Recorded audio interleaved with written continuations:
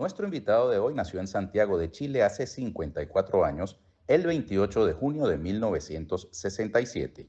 Tiene dos profesiones universitarias, arquitecto y sociólogo, y una sola militancia política, la del Partido Comunista de Chile, con cuyos símbolos lleva ya 10 años ganando elecciones y gobernando como alcalde en Recoleta, una comuna capitalina de fuerte extracción obrera. En 2021 se presentó como precandidato presidencial de la izquierda en unas primarias que ganó el actual presidente de Chile. Por estos días ha estado de visita en Caracas, a donde vino a participar en el Encuentro Internacional contra el Fascismo, organizado en el marco de los 20 años del contragolpe popular del 13 de abril del año 2002. Oscar Daniel Jadue Jadue, Así bienvenido. es. Muchas gracias, ministro. ¿Cómo está usted? ¿Por qué le pusieron ese nombre, Oscar Daniel? Es una historia poco conocida, ¿no? Yo soy de una familia de origen palestino, proveniente de Bet Yala, de una ciudad de Palestina, y en ese tiempo, al parecer, había un intento de dejar atrás todo lo que era el sufrimiento y evitar que se nos discriminara si teníamos nombres árabes. Y por lo tanto, mis padres decidieron ponerme un nombre español, ¿no? Oscar Daniel.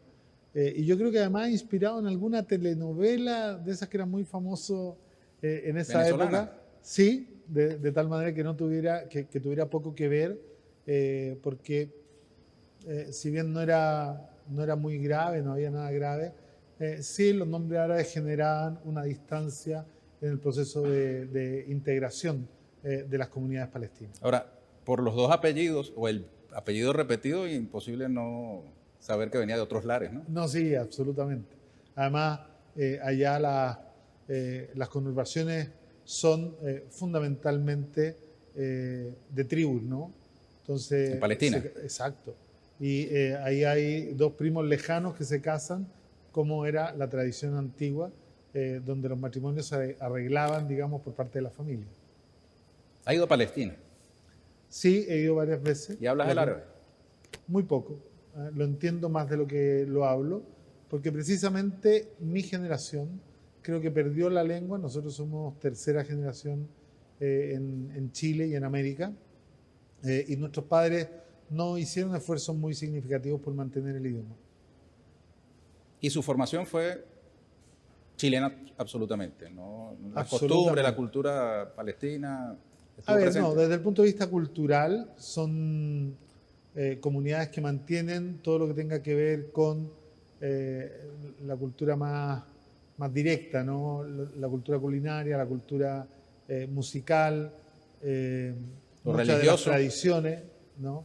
Pero claro, además en un contexto muy particular, yo nazco el 28 de junio de 1967, recién terminada la guerra de los 6 días, cuando Israel anexa de manera unilateral la ciudad de Jerusalén, y por lo tanto ese es un conflicto que me acompañó durante todos mis años de crecimiento, en todas las fiestas familiares, en todas las reuniones.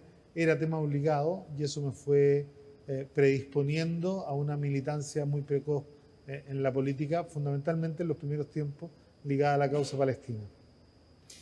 Ya ha venido varias veces a Venezuela, en esta ocasión para asistir al Encuentro Internacional contra el Fascismo. Así es.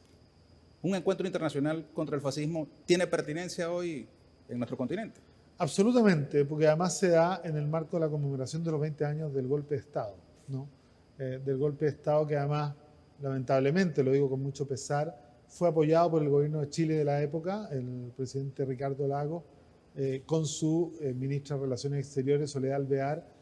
Fueron el primer país que corrió a reconocer al gobierno golpista, a reconocer y aceptar el cierre del Parlamento elegido democráticamente, y tuvieron que retractarse y pedir disculpas, y de hecho cortaron por lo sano sacando al embajador cuando la responsabilidad era de las altas autoridades de la nación, ¿no?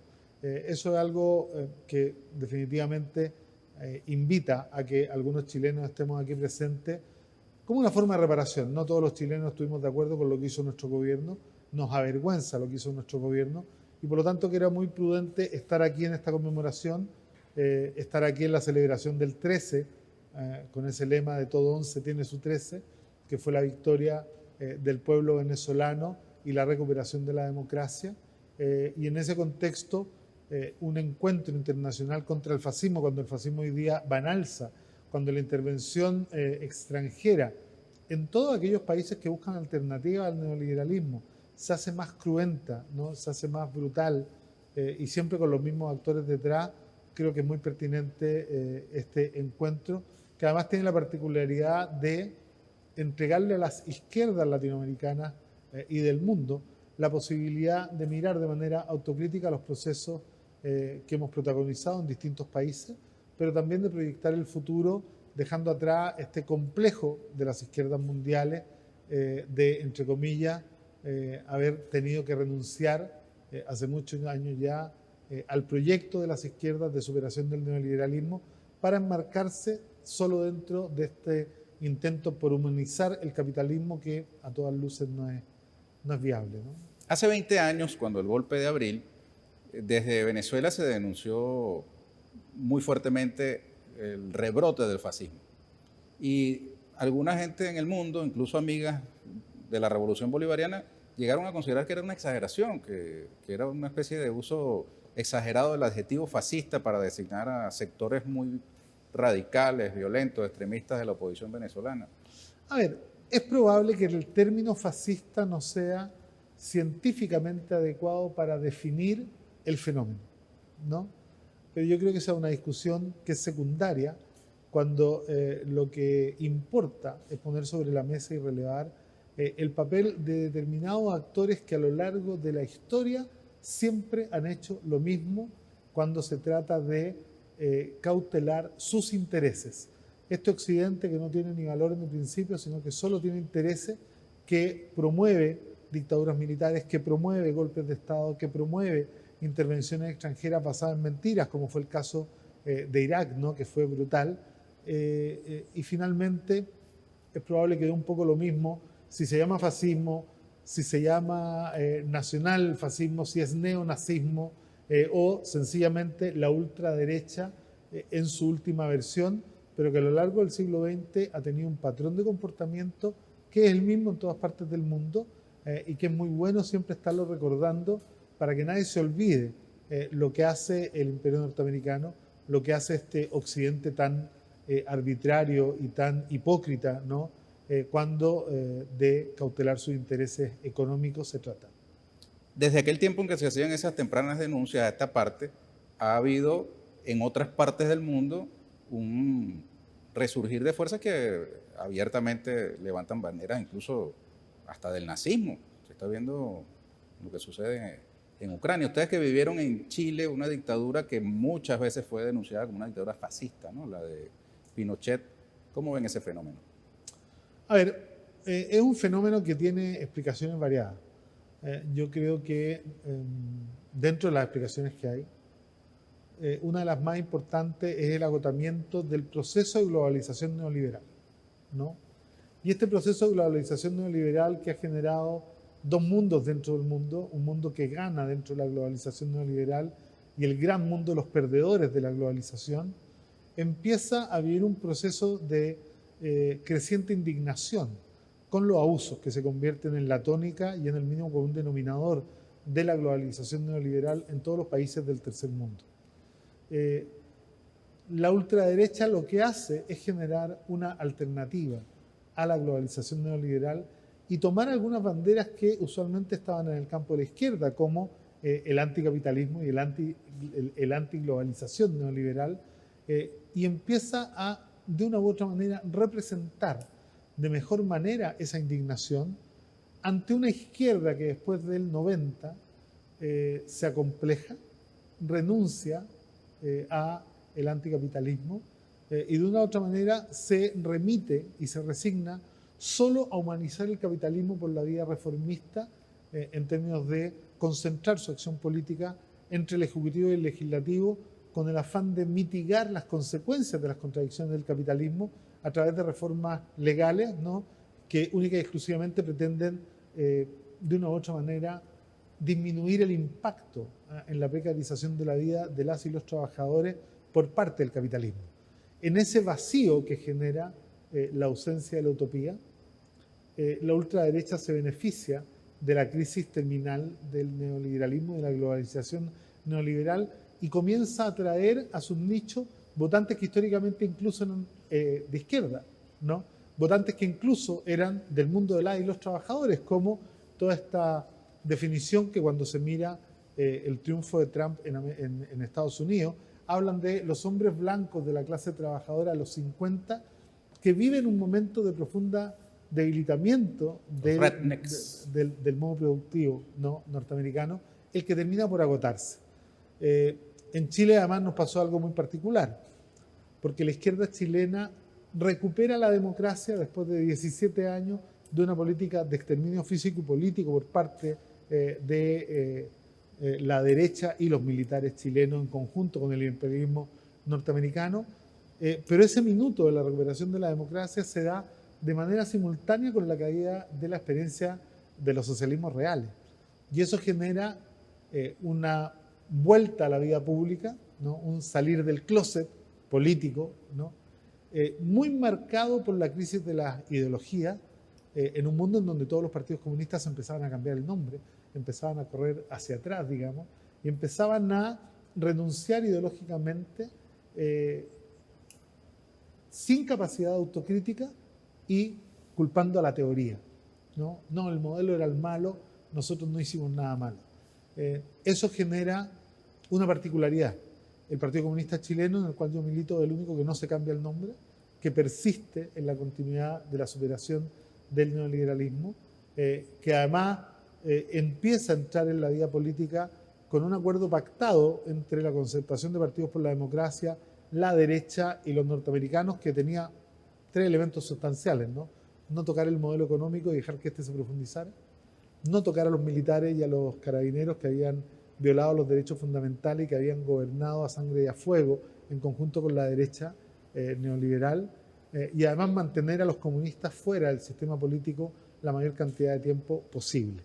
Entonces nosotros vamos como un poco a contramano de estos, entre comillas, procesos progresistas que hicieron renuncia ideológica y que se contentaron solo con tratar de humanizar el capitalismo y que 30 años después se encontraron con la indignación en la cara de todo el mundo, ¿no?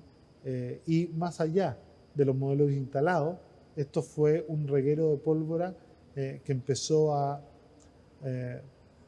uno podría decir, anticipar, ¿no?, el fin de la era de la globalización neoliberal, pero también el debilitamiento de este mundo unipolar que surge después de la caída de la Unión Soviética, con esta tesis del fin de la historia de Fukuyama, ¿no?, y la instalación del pensamiento hegemónico y el pensamiento único a nivel global. Tenemos que hacer una pausa. Al regreso hablamos del presente con la situación que se vive en nuestro continente, particular Chile, donde acaba de asumir la presidencia Gabriel Boric, quien fue compañero suyo en la disputa por la candidatura presidencial. Salió elegido él como candidato y luego como presidente. ¿Qué perspectivas tiene respecto de ese gobierno? Nos lo cuenta al regreso de la pausa Óscar Daniel Jadue Jadue.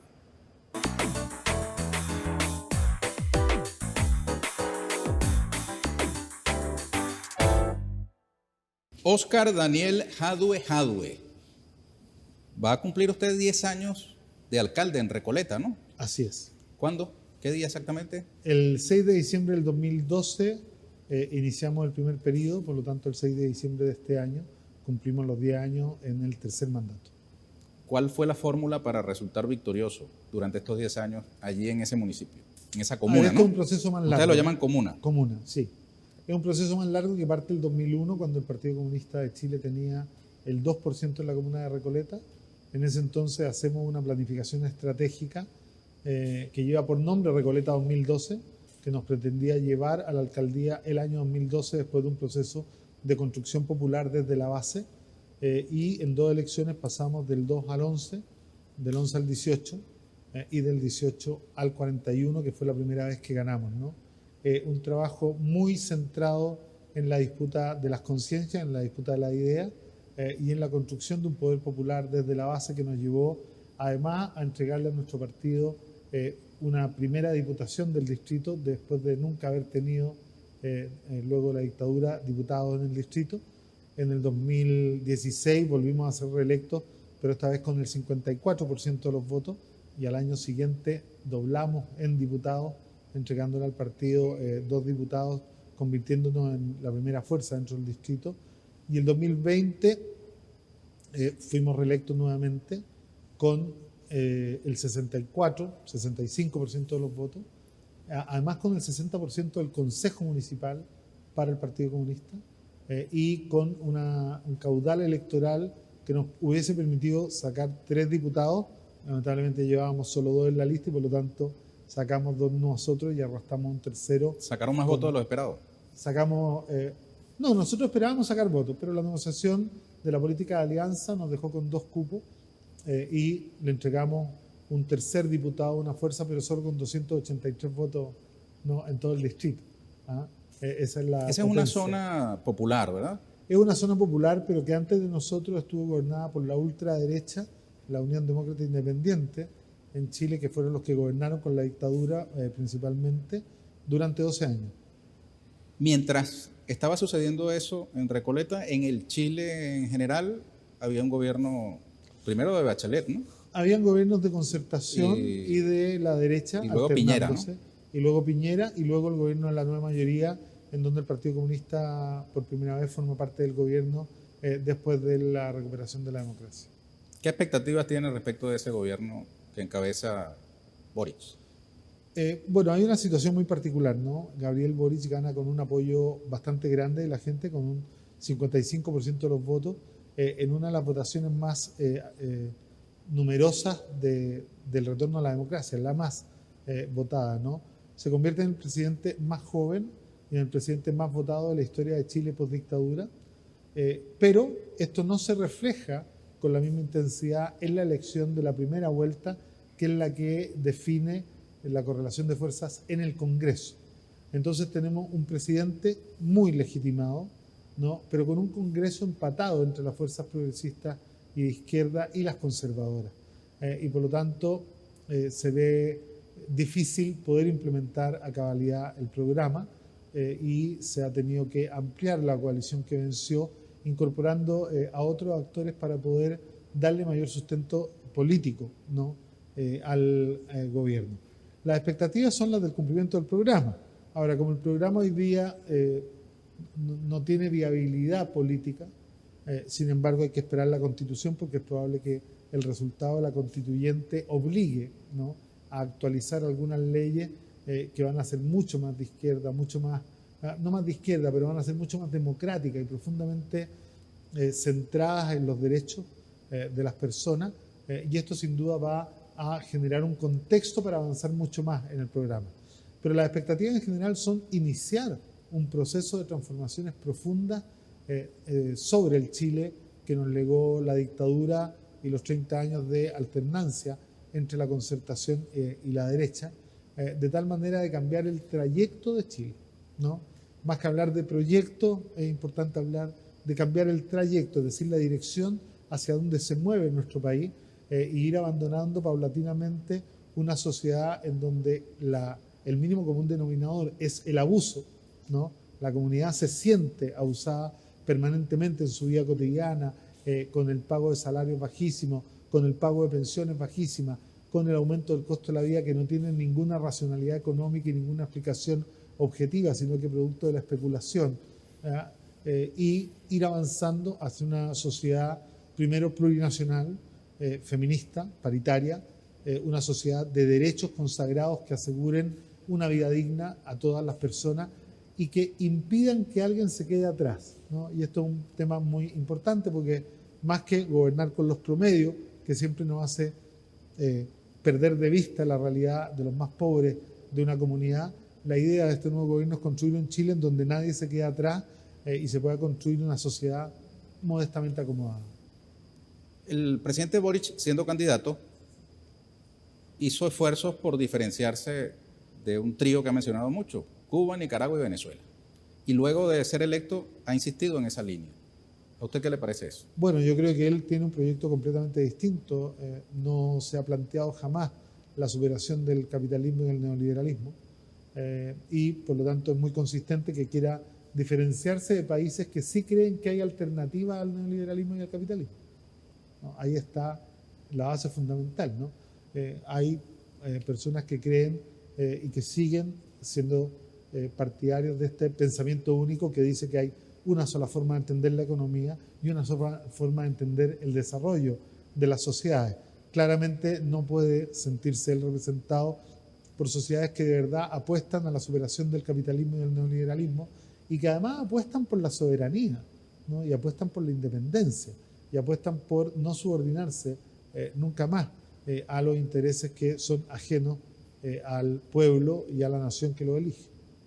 Hubo unas declaraciones en las que mencionó los mecanismos de integración regional, en las que puso en duda que, por ejemplo, la UNASUR hubiese sido un espacio donde estuviéramos todos los países con independencia de sus posturas ideológicas o de las de los gobiernos, cuando realmente no era así.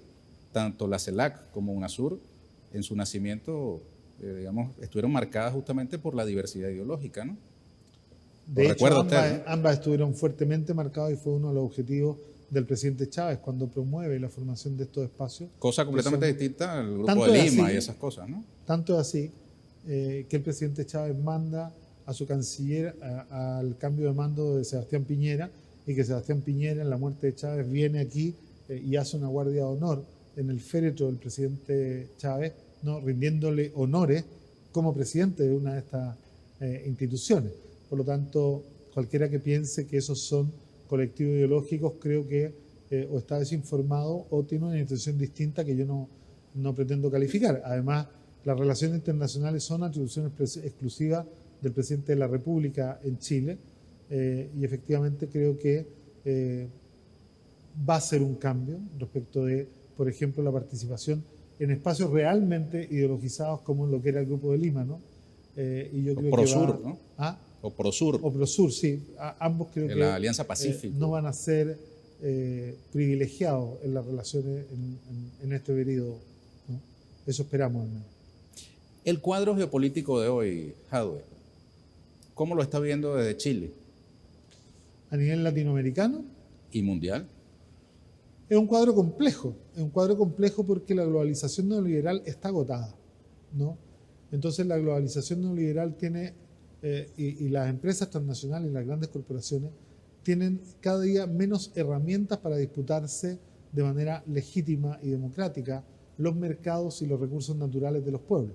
Por lo tanto, hoy día estamos en un mundo en donde la disputa de los mercados y de los recursos naturales se va a desarrollar exclusivamente a través de la guerra, que además se ha convertido en un muy buen negocio para estos países capitalistas que se disputan cada palmo de territorio y de mercado en el mundo, estando dispuestos a hacer lo que sea necesario para controlar un mayor territorio para sus mercados.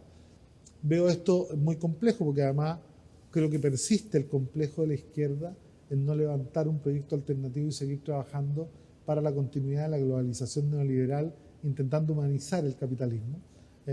La izquierda ha devenido una izquierda que cada día es menos internacionalista, sobre todo cuando se necesita más que nunca el internacionalismo para enfrentar a una derecha neoliberal absolutamente transnacionalizada, ¿no? Y con una conciencia de clase mucho más profunda que la conciencia de clase de los pueblos del mundo. ¿Comparte usted o no comparte las declaraciones del presidente Nicolás Maduro según las cuales existe una izquierda cobarde? Yo le diría una izquierda acomplejada más que cobarde. No creo que actúen por temor, ¿no? Pero sí creo que actúan por falta de convicciones. O sea, creo que hay una diferencia porque no creo que sea una izquierda asustada, ¿no? Pero una izquierda que sencillamente dejó de creer en la superación del neoliberalismo. Y esto pasa en toda América Latina. Vemos las señales que están dando algunos gobiernos, ¿no? Que sembraron esperanza, como el caso de Honduras, como el caso de Perú, ¿no? Las esperanzas que hay sobre el caso de Colombia, las esperanzas que se ciernen sobre el retorno de Lula en Brasil después de haber superado un acoso judicial y una persecución que terminó desvaneciéndose, ¿no? Después de lo que pasó en el golpe de Estado en Bolivia. Creo que hay esperanza hoy día que están bien fundadas, pero que requieren de una revisión crítica de los últimos 20 años de los procesos progresistas de América Latina, ¿no? Para corregir sus debilidades y para además enfrentar de manera mucho más coordinada y más regional la posibilidad de un cambio de modelo, ¿no? Aquí nadie se salva solo, ¿no? El país que crea que puede enfrentar al imperio, que puede enfrentar a las corporaciones, que no tienen valores ni principios, que no piensan en el bien común, ni le interesa el ser humano, sino que solo le interesa la rentabilidad de corto plazo, el que pueda pensar que ese tipo de acción y de gestión se puede enfrentar solo, creo que se equivoca y creo que efectivamente aquí cada día es más necesario que los pueblos vuelvan a encontrarse en la búsqueda de una alternativa a esta globalización neoliberal y, por supuesto, de una alternativa a la ultraderecha, poniendo un cerco sanitario, ¿no?, en torno a la ultraderecha. Eso requiere de un cambio significativo en el accionar político de la izquierda.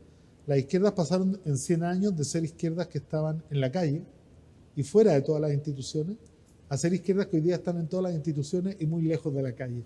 Y esto le ha terminado pasando la cuenta, digamos, y ha terminado dejando a los sectores populares, a los sectores más desprotegidos, en las manos de una ultraderecha que sabe administrar con las nuevas tecnologías de la información, con las mentiras falsas y con su ideología, ¿no?, los temores, los miedos y la angustia de los sectores más desprotegidos de la sociedad.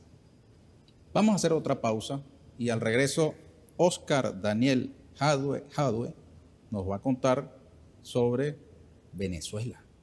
¿Qué ha visto en estos días que ha estado acá? ¿Qué expectativas tiene sobre la revolución bolivariana y sobre los venezolanos que han ido a vivir a Chile? Vamos a la pausa y venimos enseguida.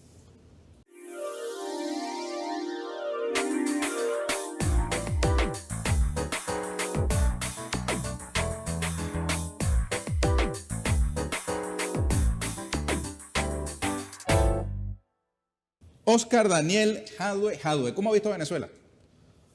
Bueno, ha sido sorprendente encontrar con una Venezuela que se empieza a parar, a diferencia de lo que ha querido Estados Unidos con este bloqueo criminal y con este castigo colectivo que le impone al pueblo venezolano. Creo que de una u otra manera ha terminado haciéndole un favor porque el pueblo venezolano ha desarrollado capacidades creativas y capacidades de producción que antes del bloqueo no conocía que las tuviera siquiera, porque estaba acostumbrado a vivir del petróleo, ¿no?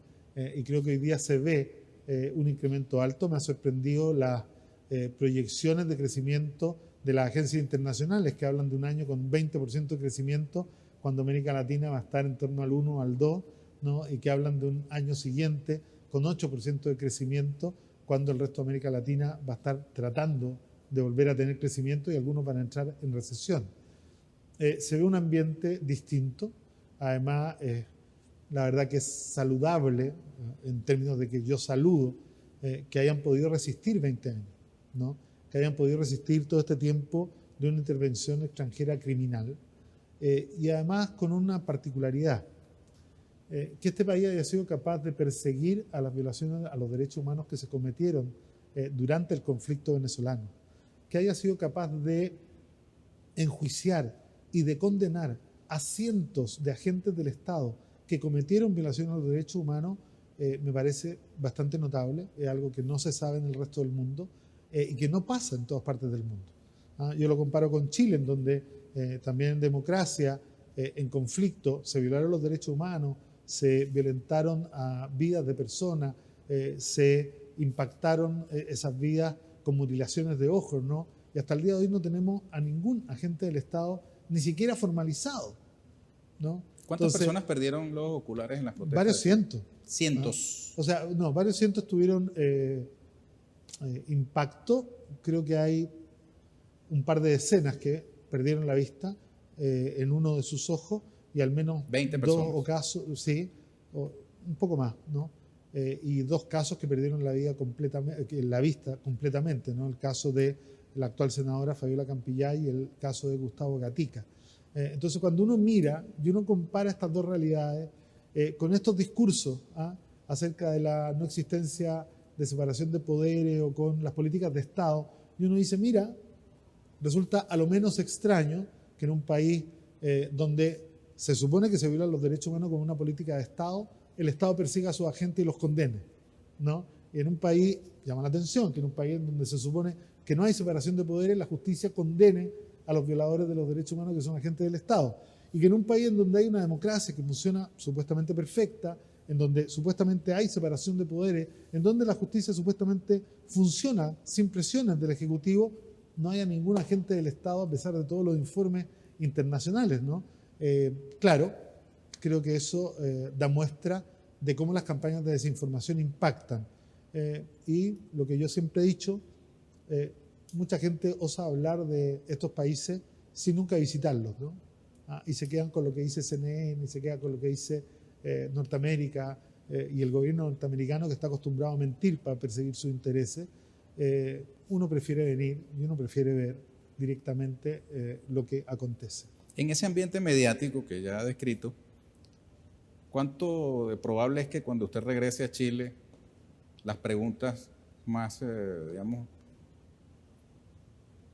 incisivas serán sobre su visita a Venezuela? Bueno, la verdad que me tiene sin cuidado. Es seguro que va a ser así, ¿no? Los medios en Chile son instrumentos de dominación de clase, no son medios de comunicación, ¿no? Hay medios que echan a los periodistas que cubren las noticias de manera que no les gusta, ¿no? Además hay una concentración de medios solo en la derecha política, ¿no? Usted hablan de pluralismo, pero por ejemplo si usted mira cuántas veces los familiares de las víctimas de violación de los derechos humanos han tenido espacio televisivo o radiofónico para exponer sus historias de vida, sus experiencias, sus frustraciones en la lucha por los derechos humanos, usted se da cuenta que pocas veces o nunca han estado, y que sin embargo los violadores de los derechos humanos transitan libres por la calle, tienen pensiones pagadas por el Estado, tienen defensas judiciales pagadas por instituciones estatales, ¿no? Y además tienen penas que llegan 40 años tarde, que son irrisorias en relación a los crímenes cometidos, que son de lesa humanidad, y los medios de comunicación se enteran de lo que quieren, ¿no? Tienen una hipermetropía muy evidente, ¿no? Pueden ver lo que pasa en otros países muy lejos, pero no ven lo que pasa en Plaza Italia, ¿no? ¿Cómo ve usted el fenómeno de migración de venezolanos hacia su país? A ver, antes de hablar del proceso de migración venezolano, yo creo que la migración es un derecho humano fundamental. La migración existe desde que el ser humano tiene sus pies puestos sobre la faz de la tierra. Los estados nacionales solo tienen 350 años de historia. La presencia... Hay unos que decían que si no hubiera habido migraciones todos seríamos africanos, porque el ser humano nació en el continente africano y si se quedaba allí, absolutamente, estaría despoblado el resto del mundo. Entonces yo creo primero que el Estado Nacional no puede ser considerado el origen de las diferencias entre los seres humanos, ¿no? Nosotros en Recoleta somos ciudad santuario, no le preguntamos a nadie sobre su estatus migratorio, sobre su nacionalidad, para ofrecer todos los servicios que la comuna ofrece a todos los seres humanos que residen en el territorio. Tenemos una política completamente distinta. Siempre nos ha llamado la atención que los que son más partidarios a la completa libertad del movimiento de capitales son los menos partidarios a la completa libertad del movimiento de las personas. Les gusta cerrar la frontera a la gente que viene de esos países, pero abren la frontera a las materias primas, a los recursos naturales y a los capitales que vienen de esos países que se los roban, ¿no? Entonces, ese tipo de hipocresía no la compartimos y por lo tanto yo veo con mucho respeto los procesos migratorios y siempre estamos a disposición de entregar las mejores condiciones posibles a cualquier ser humano que esté en condiciones de fragilidad en nuestra comuna, y yo esperaría que en el futuro nuestro país y todo el continente americano y todo el mundo avance en esa dirección, ¿no? Ningún ser humano puede ser ilegal por solo existir en un territorio en donde no nació. Y yo creo que eso hay que empezar a instalarlo porque requiere de una nueva mirada. Y la ultraderecha es completamente contrario a esto, y la izquierda ha terminado arrinconándose, ¿no? Y asumiendo algunos postulados en algunos países que son muy cercanos a las posturas de ultraderecha y que para mí son inaceptables. Respecto de la migración puntualmente venezolana, tiene que ver con una política, ¿no?, comunicacional, tiene que ver con la irresponsabilidad de un presidente que se dedica a intervenir en asuntos internos de otros países, de un presidente que extrañamente viene a la frontera de Venezuela a decirle a los que están sufriendo en Venezuela: váyanse para Chile, les damos visas democráticas, allá los esperamos, tienen oportunidades de todo, cosa que no es real, ¿no? Y cuando se vuelve a Chile, cierra la frontera, limita el ingreso, no contribuye a la integración de aquellos migrantes y genera la debacle que hay, ¿no? Pero además, con una inhumanidad manifiesta de todas las autoridades respecto de un drama humano que ellos no se preocupan de combatir, no, se preocupan de profundizar, ¿no? Aquí, si no hubiera intervención extranjera en ningún país del mundo, las migraciones serían mucho menos. Claro, y la hipocresía del mundo occidental se preocupa hoy día de las migraciones ucranianas, y abren toda la frontera, pero no le abren la frontera a los sirios después de que ellos destruyeron su país, no le abren la frontera a los libios, no le abren la frontera a los iraquíes, no le abren la frontera a los palestinos ni a los africanos, ¿no? Y tampoco se acongojan de las ocupaciones militares en Chipre, en Palestina, en el Sahara, ¿no? Ni tampoco se acongojan de las muertes y los asesinatos de dirigentes sociales en Colombia, porque vuelvo a decirlo, Occidente, lo que algunos llaman Occidente, no tiene principios ni valores, solo tiene intereses. Bueno, nosotros también tenemos interés, y es que esta entrevista salga completa, y creo que ya estamos llegando al final. Así que le voy a pedir a nuestro invitado, Oscar Daniel. ¿Por qué usa el Daniel y no el Oscar? Por cierto. Habría que preguntarle a mi madre, nunca me llamó Oscar. No, uno bueno, no se llama, a uno lo llaman. Así ¿no? es. Bueno, Daniel Jadwe. Ese es su nombre político, ¿verdad? Así es. Y familiar. Es mi nombre familiar. Familiar. Solo me han ocupado el nombre de Oscar en algunos espacios más formales como en la universidad, pero todo el resto del mundo me conoce como Daniel. Mire, para llegar a alcalde insistió 3 veces, ¿no? Así es. A la tercera fue la vencida. Así es. Lleva una para la presidencia, ¿no? Así es. ¿Va a insistir? No depende de mí, los liderazgos los eligen los pueblos, no se define uno. Muy bien. ¿Un mensaje para las venezolanas y venezolanos? No, sencillamente agradecer esta invitación, desearle mucho éxito en todo lo que venga y felicitar la resistencia a un imperio cruel, inhumano, que ha tratado de invadir esta tierra y apropiarse de sus recursos naturales. Creo que el pueblo venezolano ha dado una tremenda lección de unidad cívico-militar, ¿no? Y eso es muy relevante porque, para solo comparar las experiencias, ¿no? En nuestro país los militares se pusieron a disposición de un gobierno extranjero para derrocar a su propio gobierno, se pusieron a disposición de un gobierno extranjero para matar a 2 generales en jefe del ejército chileno, que son las únicas Carlos 2 Prats veces, y René Schneider, ¿no? Las únicas 2 veces que generales en jefe del ejército chileno han sido asesinados, fueron asesinados por la derecha chilena con participación del ejército chileno. Eso no se da en los ejércitos del mundo. Bueno, entonces cuando uno mira estas 2 realidades, uno puede celebrar que hayan militares verdaderamente honestos, más allá de los casos de corrupción que puedan conocerse, pero además militares comprometidos con el destino de su patria, ¿no? Y no militares comprometidos con los intereses de otros países en su patria. Nosotros que es una nieta de Allende, la ministra de Defensa. La ¿no? actual ministra de Defensa es Maya Fernández Allende, nieta de Salvador Allende, y esperamos que haga un muy buen trabajo a cargo de ese ministerio. Bien, gracias, Jadwe. Gracias a ti. Saludo al hermano pueblo chileno. A ustedes, amigas y amigos, muchísimas gracias por habernos acompañado. Yo los espero en una nueva oportunidad aquí con Ernesto Villegas, siempre con muchísimo respeto por usted. Hasta la próxima.